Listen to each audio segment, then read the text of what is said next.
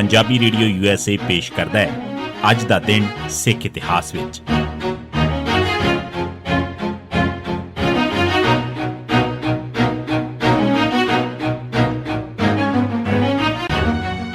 ਸਿੱਖ ਇਤਿਹਾਸ ਦੀਆਂ ਘਟਨਾਵਾਂ 'ਚ 18 ਜੂਨ ਦਾ ਦਿਨ। 1926 ਗੁਰਦੁਆਰਾ ਐਕਟ ਹੇਠ ਗੁਰਦੁਆਰਾ ਸੈਂਟਰਲ ਬੋਰਡ ਸ਼੍ਰੋਮਣੀ ਗੁਰਦੁਆਰਾ ਪ੍ਰਬੰਧਕ ਕਮੇਟੀ ਦੀਆਂ ਪਹਿਲੀਆਂ ਚੋਣਾਂ ਹੋਈਆਂ। 1925 'ਚ ਬਣੇ ਗੁਰਦੁਆਰਾ ਐਕਟ ਹੇਠ 18 ਜੂਨ 1926 ਦੇ ਦਿਨ ਸੈਂਟਰਲ ਬੋਰਡ ਯਾਨੀ ਸ਼੍ਰੋਮਣੀ ਗੁਰਦੁਆਰਾ ਪ੍ਰਬੰਧਕ ਕਮੇਟੀ ਦੀਆਂ ਪਹਿਲੀਆਂ ਚੋਣਾਂ ਹੋਈਆਂ।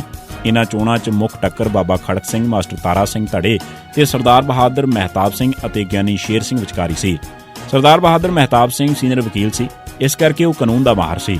ਉਸਨੇ ਮਾਸਟਰ ਤਾਰਾ ਸਿੰਘ, ਅਮਰ ਸਿੰਘ ਵਾਸੂ ਤੇ ਕੁਝ ਹੋਰਾਂ ਦੇ ਨਾਮਜ਼ਦਗੀ ਕਾਗਜ਼ ਰੱਦ ਕਰਵਾ ਦਿੱਤੇ ਤੇ ਕਪਤਾਨ ਰਾਮ ਸਿੰਘ ਨੂੰ ਮਨਾ ਕੇ ਉਸ ਤੋਂ ਕਾਗਜ਼ ਵਾਪਸ ਕਰਵਾ ਲਏ, ਜਿਸ ਨਾਲ ਮਹਿਤਾਬ ਸਿੰਘ ਆਪ ਤੇ ਗਿਆਨੀ ਸ਼ੇਰ ਸਿੰਘ ਬਿਨਾਂ ਮੁਕਾਬਲਾ ਚੁਣੇ ਗਏ। ਇਸੇ ਤਰ੍ਹਾਂ ਮਹਿਤਾਬ ਸਿੰਘ ਨੇ ਆਪਣੇ ਧੜੇ ਦੇ ਭਗਤ ਜਸਵੰਤ ਸਿੰਘ, ਗੁਰਦਿੱਤ ਸਿੰਘ ਤੇ ਬਖਸ਼ੀਸ਼ ਸਿੰਘ ਭਮੱਦੀ ਦੇ ਵਿਰੋਧੀਆਂ ਦੇ ਕਾਗਜ਼ ਵੀ ਰੱਦ ਕਰਵਾ ਦਿੱਤੇ। ਸ਼੍ਰੋਮਣੀ ਕਮੇਟੀ ਦੇ ਮੁਲਾਜ਼ਮ ਪੈਸਾ, ਸਰਕਾਰੀ ਅਸਰ ਰਸੂਖ ਵਰਤਣ ਤੇ ਅਕਾਲੀ ਪਾਰਟੀ ਦੇ ਆਗੂ ਜੇਲ੍ਹ 'ਚ ਹੋਣ ਦੇ ਬਾਵਜੂਦ ਚੋਣਾਂ 'ਚ ਸਰਦਾਰ ਬਹਾਦਰ ਮਹਿਤਾਬ ਸਿੰਘ ਦਾ ਧੜਾ ਚੋਣਾਂ ਨਾ ਜਿੱਤ ਸਕਿਆ। ਅਕਾਲੀ ਪਾਰਟੀ ਨੂੰ ਭਾਰੀ ਜਿੱਤ ਹਾਸਲ ਹੋਈ।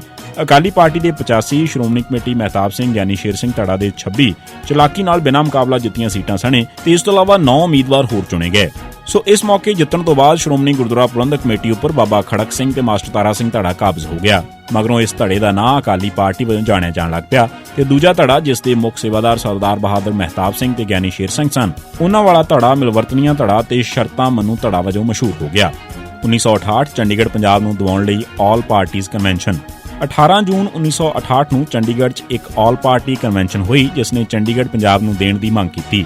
ਇਸ 'ਚ ਲਛਮਣ ਸਿੰਘ ਗਿੱਲ, ਹਰਚੰਦ ਸਿੰਘ ਹੁਡਿਆਰਾ, ਮਹਾਰਾਜਾ ਯਾਦਵਿੰਦਰ ਸਿੰਘ ਪਟਿਆਲਾ, ਗਿਆਨੀ ਭੁਪਿੰਦਰ ਸਿੰਘ, ਅਮਰ ਸਿੰਘ ਦੋਸਾਂਝ, ਕਾਂਗਰਸੀ MLAs, ਦੋਵਾਂ ਕਮਿਊਨਿਸਟ ਪਾਰਟੀਆਂ ਦੇ ਮੈਂਬਰ ਵਗੈਰਾ ਸ਼ਾਮਲ ਹੋਏ, ਪਰ ਫਤਿਹ ਸਿੰਘ ਧੜਾ ਤੇ ਗਿਆਨ ਸਿੰਘ ਰਾੜੇਵਾਲਾ ਵਗੈਰਾ ਸ਼ਾਮਲ ਨਾ ਹੋਏ। 1984 ਸਿਮਰਨਜੀਤ ਸਿੰਘ ਮਾਨ ਨੇ ਰਾਸ਼ਟਰਪਤੀ ਨੂੰ ਖਤ ਲਿਖ ਕੇ DIG ਦੇ ਅਹੁਦੇ ਤੋਂ ਅਸਤੀਫਾ ਦਿੱਤਾ। ਦਰਬਾਰ ਸਾਹਿਬ ਤੇ ਹਮਲੇ ਦੇ ਰੋਸ 'ਚ ਸਰਦਾਰ ਸਿਮਰਨਜੀਤ ਸਿੰਘ ਮਾਨ ਨੇ ਰਾਸ਼ਟਰਪਤੀ ਨੂੰ ਖਤ ਲਿਖ ਕੇ ਦਰਬਾਰ ਸਾਹਿਬ ਤੇ ਹਮਲੇ ਦੇ ਖਿਲਾਫ ਜ਼ਬਰਦਸਤ ਪ੍ਰੋਟੈਸਟ ਕੀਤਾ ਤੇ ਆਪਣੇ ਅਹੁਦੇ ਤੋਂ ਅਸਤੀਫਾ ਦੇ ਦਿੱਤਾ। ਇਸ ਮਗਰੋਂ ਮਾਨ ਨੇ ਵਿਦੇਸ਼ਾਂ 'ਚੋਂ ਖਾਲਿਸਤਾਨ ਲਹਿਰ ਚਲਾਉਣ ਦੀ ਪਲਾਨ ਬਣਾਈ, ਪਰ ਉਸ ਨੂੰ ਭਾਰਤ 'ਚੋਂ ਨਿਕਲਣ ਦੀ ਕੋਸ਼ਿਸ਼ 'ਚ ਨੇਪਾਲ ਦੀ ਸਰਹੱਦ ਤੋਂ ਗ੍ਰਿਫਤਾਰ ਕਰ ਲਿਆ ਗਿਆ। ਉਸ ਨੂੰ ਜੇਲ੍ਹ 'ਚ ਅੰਤਾਂ ਦੇ ਤਸੀਹੇ ਦਿੱਤੇ ਗਏ, ਪਰ ਇਸ ਦੇ ਬਾਵਜੂਦ ਉਸ ਨੇ ਸੀ ਤੱਕ ਨਾ ਕੀਤੀ।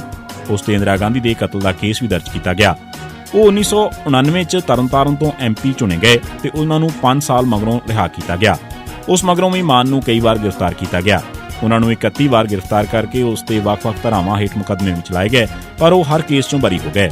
ਇਸ ਤੋਂ ਬਾਅਦ ਸਰਕਾਰ ਨੇ ਉਹਨਾਂ ਨੂੰ ਕਈ ਵਾਰ ਕਤਲ ਕਰਵਾਉਣ ਦੀਆਂ ਕੋਸ਼ਿਸ਼ਾਂ ਵੀ ਕੀਤੀਆਂ, ਪਰ ਉਹ ਹਰ ਵਾਰ ਬਚ ਗਏ। ਇਹ ਸਨ ਸਿੱਖ ਇਤਿਹਾਸ ਦੀਆਂ ਘਟਨਾਵਾਂ 'ਚ 18 ਜੂਨ ਦਾ ਦਿਨ। ਸੁਣਦੇ ਰਹੋ ਪੰਜਾਬੀ ਰੇਡੀਓ USA।